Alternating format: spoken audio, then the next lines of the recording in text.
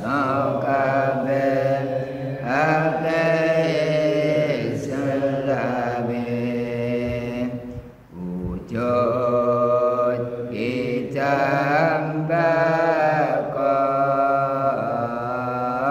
mukhalafatu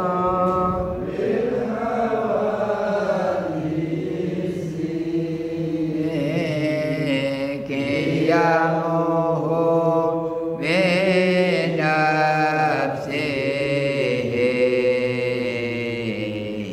Bakhjaniyat Qudrat iradat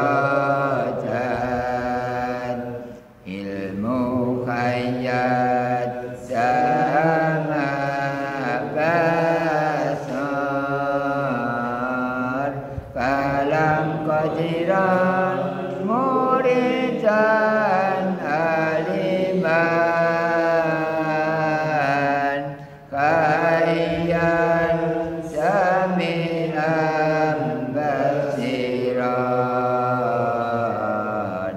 basiran mutakalliman. Sesuai jadwal bahwa minggu terakhir Allah tidak gaib. Insyaallah semua cabang bahwa minggu terakhir Allah tidak gaib kecuali yang bukunya sudah selesai. Baru ganti PK atau Al-Hikam.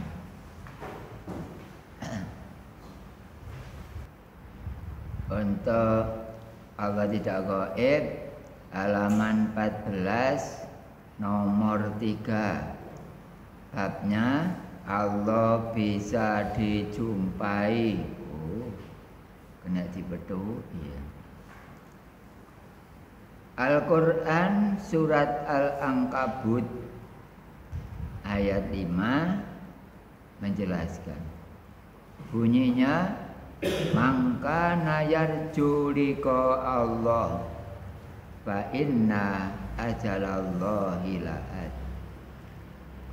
Artinya barang siapa yang ingin berjumpa dengan Allah, maka Allah akan menampakkan dirinya atau zatnya, dan dialah zat yang maha mendengar lagi maha mengetahui. Keterangan, siapa saja ingin berjumpa pasti berjumpa. Kenapa? Contoh Nabi Ibrahim ingin jumpa dengan Allah. Dengan liku-liku yang dilewati, ternyata akhirnya berjumpa. Nabi Musa ingin berjumpa kepada Tuhannya karena taat kepada perintah Allah, maka Nabi Musa berjumpa. Nabi Adam adalah manusia pertama dulu dinikahkan oleh Allah. Otomatis Nabi Adam berjumpa dengan Allah. Nabi Muhammad sebagai pembawa risalatul ummah secara syariat, hakikatnya pembawa ilmu tauhid agar umatnya juga berjumpa kepada Allah. Al-Quran benar semuanya, 1% pun tidak ada yang melenceng dari real. Oleh karena itu, kalau diartikan dengan bahasa Jawa atau segotan untuk anak pondok, man sapa sapane wong kana ono sapa man, sajane enak bahasa muda. Ono iku yarju arep-arep liko Allah kepethuk Gusti Allah, fa inna mongko sak temene Allah, mongko sak temene ajalallahi la'at, Allah bakal metuhi ambek wong sing kepingin kepethuk. Bahasanya gampang pundi? Cara Jawa ambek bahasa Indonesia, Bapak. Mirip-mirip ya. Baca mek titik. Nggih. Orang jumpa dengan Allah harus punya minat dulu. Contoh panjenengan minat ngaji tauhid. Akhirnya besok kalau sudah waktunya jumpa dengan Allah. Jumpanya di alam keberapa? Alam kedua. Alam kedua itu alam dunia, artinya sedikit atau sekejap atau sementara. Kenapa? Yang paling panjang adalah alam akhirat, agak kurang panjang dikit adalah alam barzakh. Orang-orang yang di alam kubur ada dua nasib. Satu nasibnya gelap, dua nasibnya adalah terang benderang.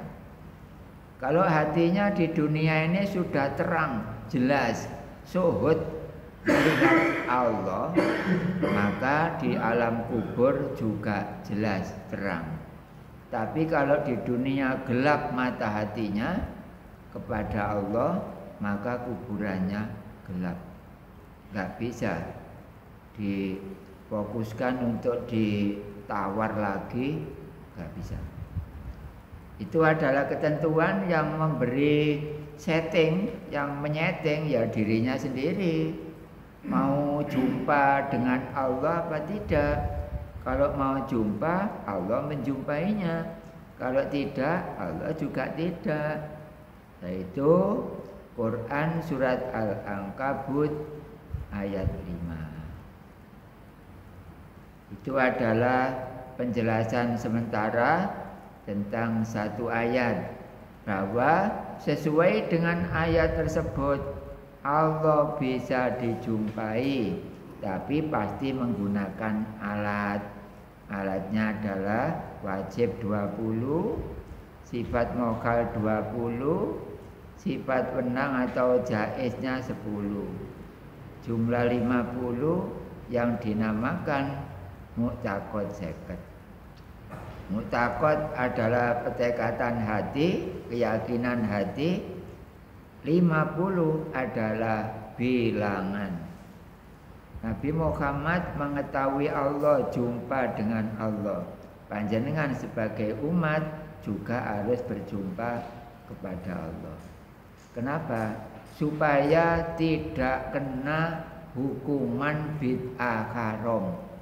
Nabi Muhammad tahu Allah, jenengan tidak tahu seandainya, itu namanya bid'ah. Bid'ah itu tidak sama.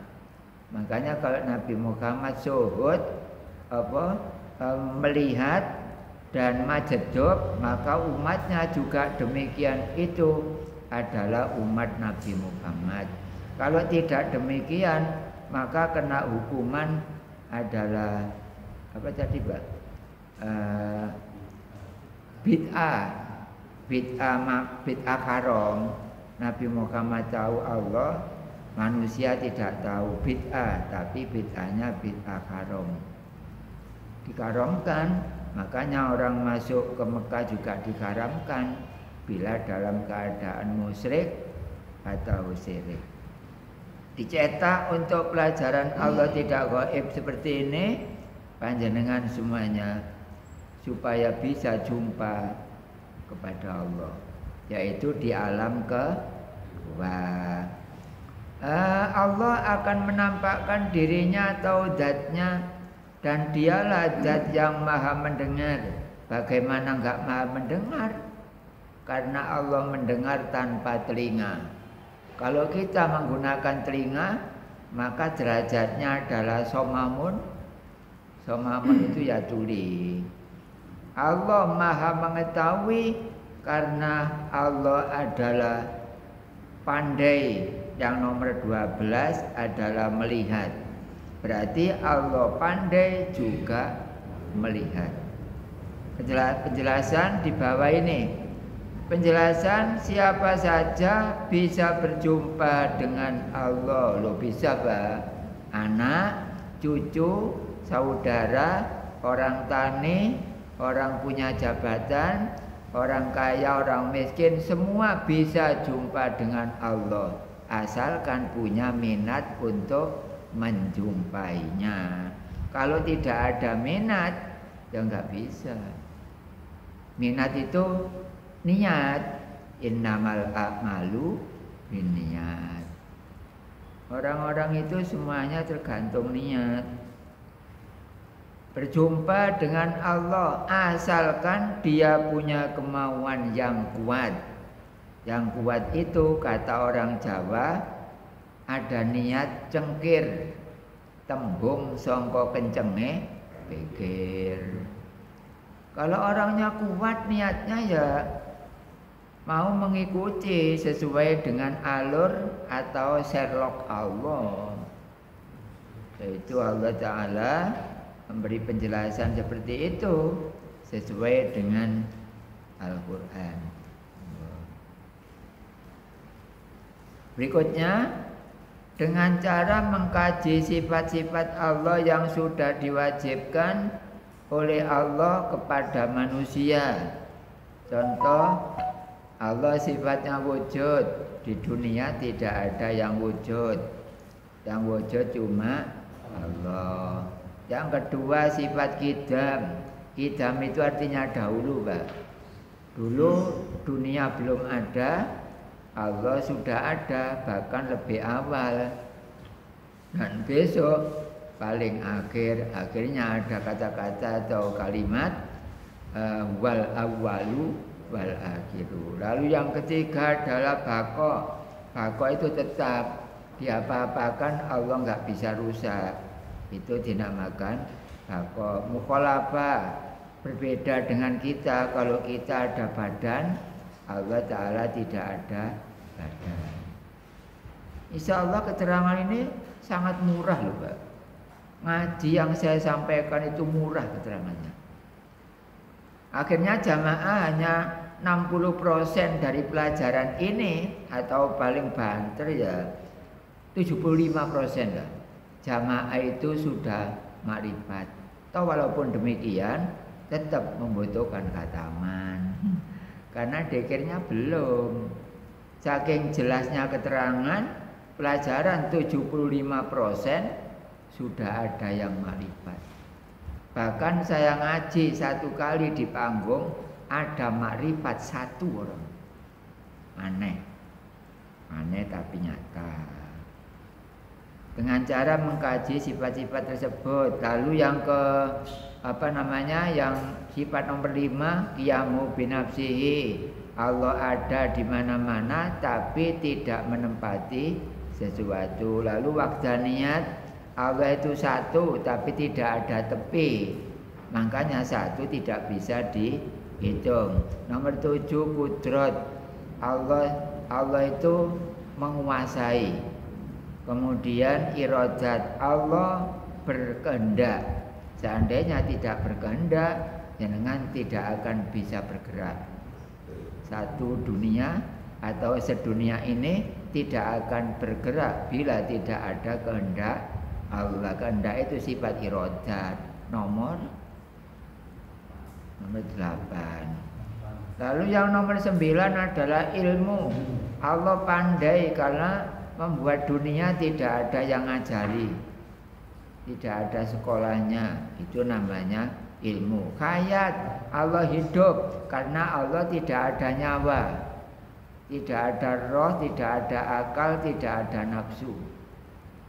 Itu adalah hidup atau hayat. Lalu yang nomor 11 adalah sama. Sama itu adalah mendengar. Allah mendengar tapi tanpa menggunakan telinga. Kalau kita kan menggunakan telinga, berarti ya kita somamun. Kalau Allah Ta'ala adalah sama. Nomor 12 adalah basor. Basor itu apa? Melihat. Di mana saja Allah melihat jenengan. Karena apa? Karena Allah melihat tanpa mata. Makanya di dunia dilihat semuanya oleh Allah. Karena Allah melihat tanpa mata. Kalau kita melihat menggunakan mata, paling melihatnya di dalam ini, Pak. Di sana, di satpam sana, jangan nggak kelihatan. Berarti Allah tidak ada matanya, nggih? Nggak ada mata. Telinga? Nggak ada. Itu adalah Tuhan yang asli. Orang-orang yang nggak mengikuti pelajaran Mu'taqo-Seket itu dipastikan mereka tidak punya Tuhan. Karena punya Tuhan tandanya cuma satu, yaitu mengikuti Mu'taqo-Seket. Memang Mu'taqo-Seket dibawa oleh Nabi Muhammad untuk sebagai alat bagi umat Nabi Muhammad dan umat yang lain juga, Pak. Berikutnya yaitu sifat nomor 13 adalah kalam.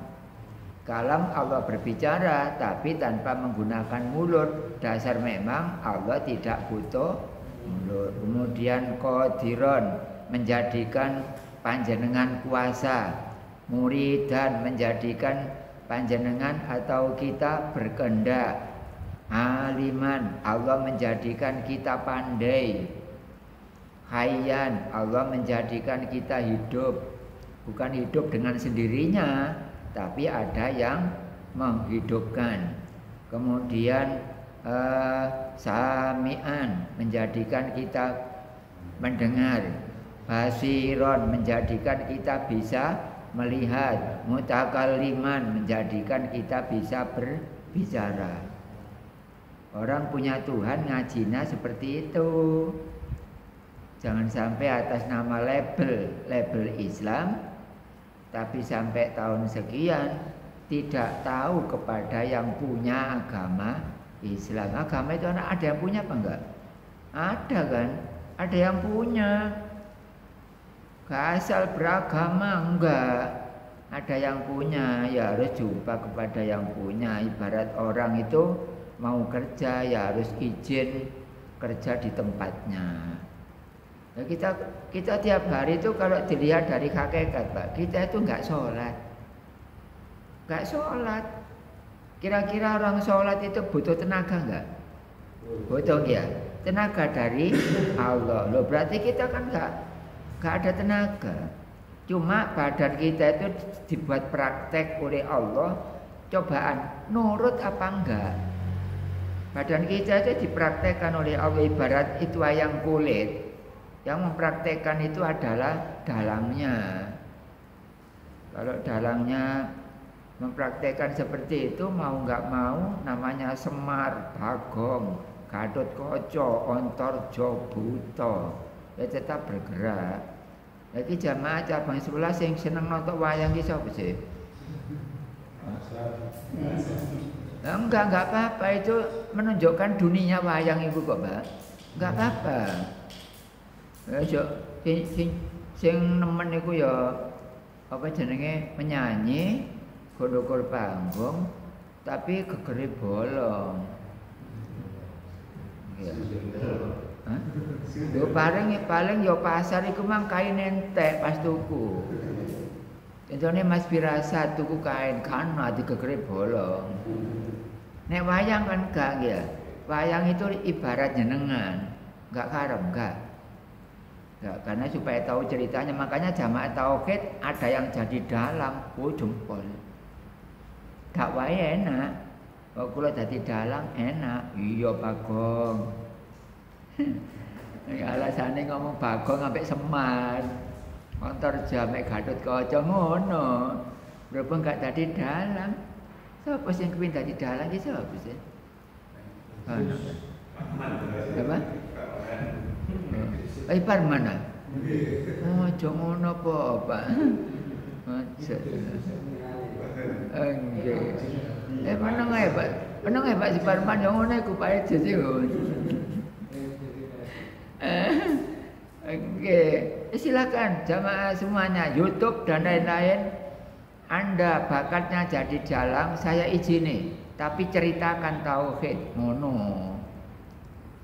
Nah, iki ceritane wong langsung ya, nek wayang kan enak. Ngomongnya gitu. Nek sampean belajar kono mbok les kok endi cek dadi dalang. Barangkali.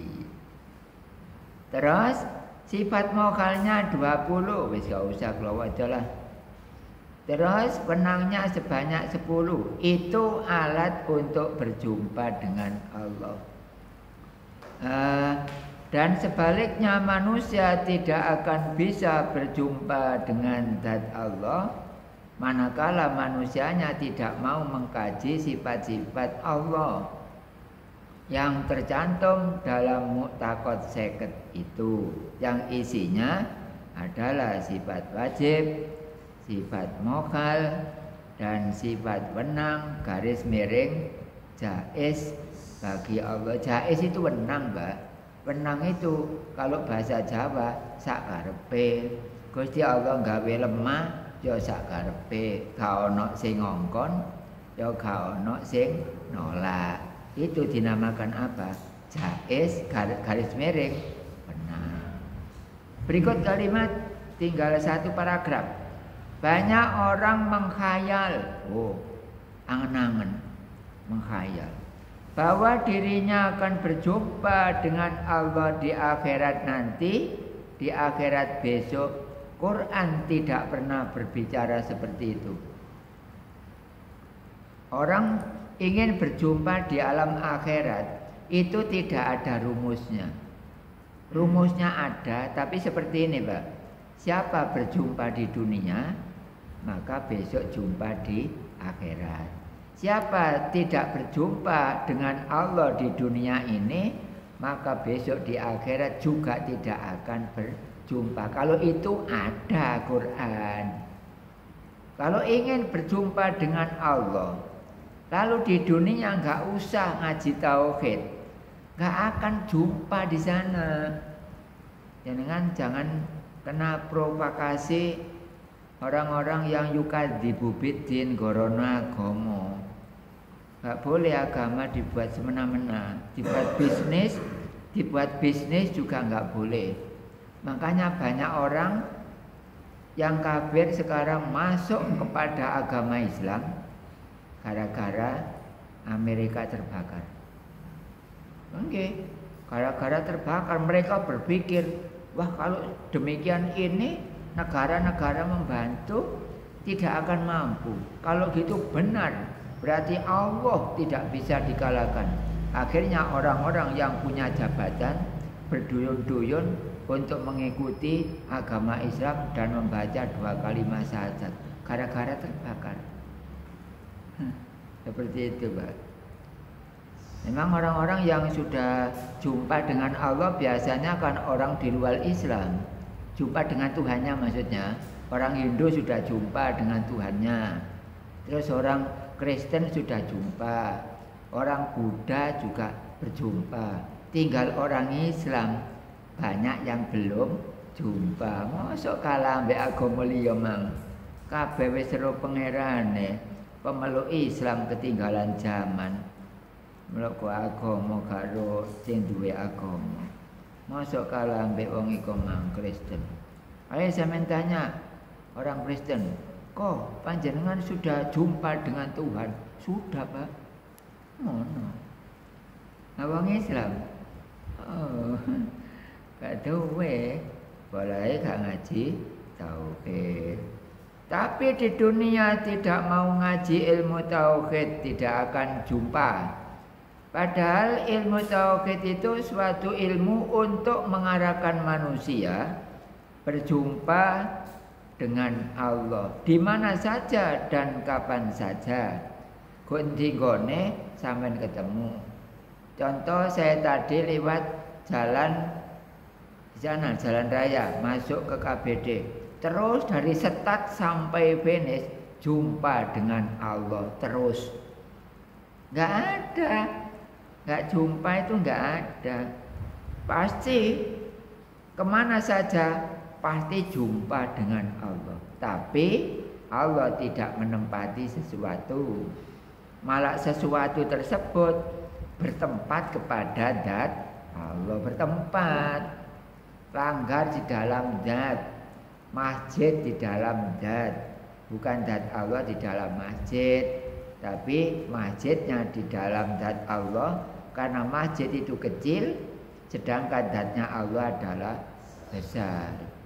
Pokoknya Tuhan yang asli bisa masuk lubang walaupun kecil. Tuhan yang besar. Tapi kalau Tuhan yang tidak asli tidak akan bisa masuk ke dalam lubang. Contoh, kita akan punya kontak. Kontak kita itu lebarnya seberapa sih? Allah bisa masuk ke dalam kontak. Besar. Itu tandanya Allah yang benar. Kalau Allah yang palsu, tidak akan bisa masuk kepada lubang kontak. Contohnya, ada tulisan Allah yang jenengan punya dipasang di ruang tamu. Di sini tulisan Allah, di sini Muhammad. Tulisan Allah itu tidak akan bisa masuk ke lubang kontak, apalagi lubang jarum. Berarti tulisan Allah adalah berhala. Kenapa enggak berhala? Tandanya tidak bisa masuk. Lubang jarum kalau Allah bisa masuk, karena Allah besar. Kalau yang selain Allah yang besar tidak akan masuk karena kecil. Kok aneh? Sing gede malah iso mlebu bolongane dom, sing cilik malah gak iso. Nah, keterangan seperti ini memang aneh. Kalau enggak aneh bukan tauhid. Di mana saja dan kapan saja, pagi, sore, siang, malam, loh kapan saja. Kalau ini tidak dilakukan, mutakosyakah tersebut sangat tidak masuk akal. Kalau manusia akan berjumpa dengan Allah di akhirat nanti atau di akhirat besok, nggak masuk akal. Kalau jumpa dengan Allah di akhirat, lalu di dunia tidak berjumpa, terus dia mengharapkan jumpa di akhirat, tidak masuk akal. Karena tidak masuk akal, maka hukumnya orang seperti itu tidak punya akal. Demikian untuk materi awal pada minggu keempat. Allah tidak gaib, halaman 14. Barangkali ada disempurnakan dengan pertanyaan, enggak apa-apa. Barangkali kalau sudah cukup, sudah cukup. Ada pertanyaan? Enggak ada. Langsung pelajaran berikut ya.